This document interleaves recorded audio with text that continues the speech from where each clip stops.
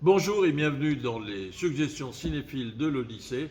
Aujourd'hui, la suggestion cinéphile numéro 112 consacrée au film Django Unchained de Quentin Tarantino. Mais pour commencer, et comme d'habitude, prenez bien soin de vous, respectez les règles de sécurité sanitaire, euh, notamment quand vous venez à l'Odyssée où tout est prêt pour vous accueillir dans les meilleures conditions possibles. Utilisez le gel hydroalcoolique.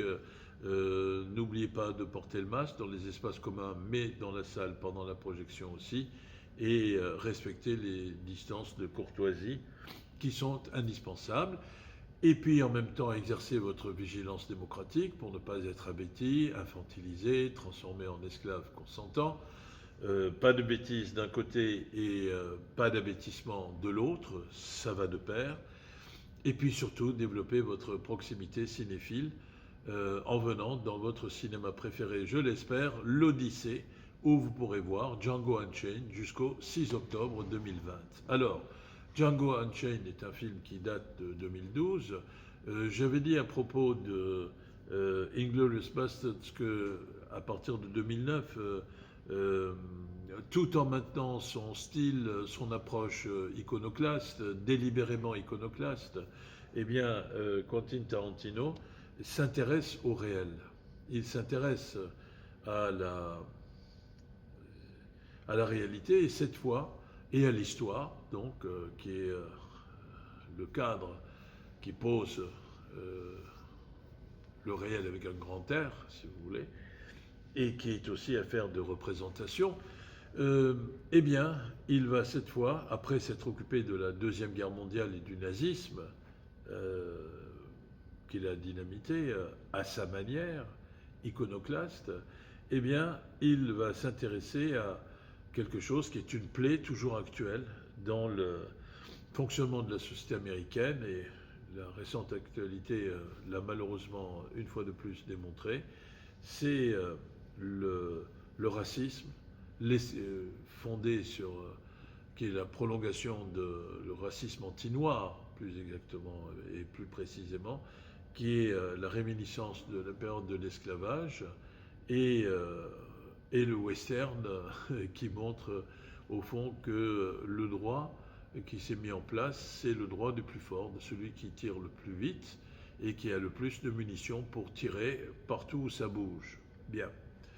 Euh, L'action du film Django Unchained se situe légèrement avant la guerre de sécession. Et donc, c'est un dentiste allemand, formidable Christopher Waltz, qui s'est reconverti. On se demande pourquoi il n'y avait pas assez de couronne à faire, peut-être en réalité à l'époque de dents à arracher. Eh bien, qui se reconvertit en chasseur de primes. Et comme il chasse trois gangsters, les frères Britt, eh ben, il va acheter un esclave qui est censé l'aider pour identifier les frères Britt et puis les capturer morts ou vifs. Bien. Et le film montre de façon très très subtile, malgré le style iconoclaste et les partis pris esthétiques et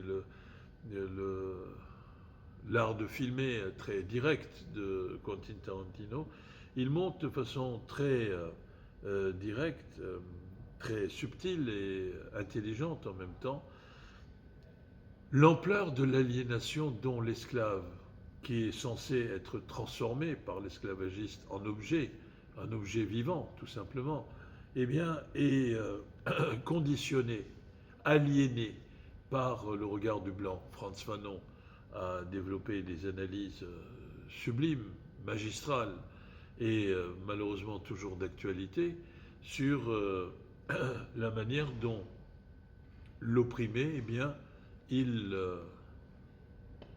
il intègre la façon de voir abjecte de son bourreau et de son oppresseur.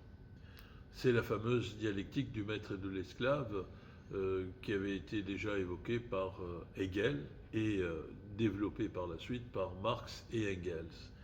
Eh bien, cet esclave, acheté par le dentiste converti en chasseur de primes, eh bien, il va progressivement prendre conscience. Au départ, il accepte, au fond, d'être esclave et il est content d'être un esclave acheté parce que, en aidant à identifier les frères Britt et à les neutraliser, il pense que c'est la première étape pour retrouver son épouse qui a été vendue à un très vilain propriétaire de plantation, magistralement incarné par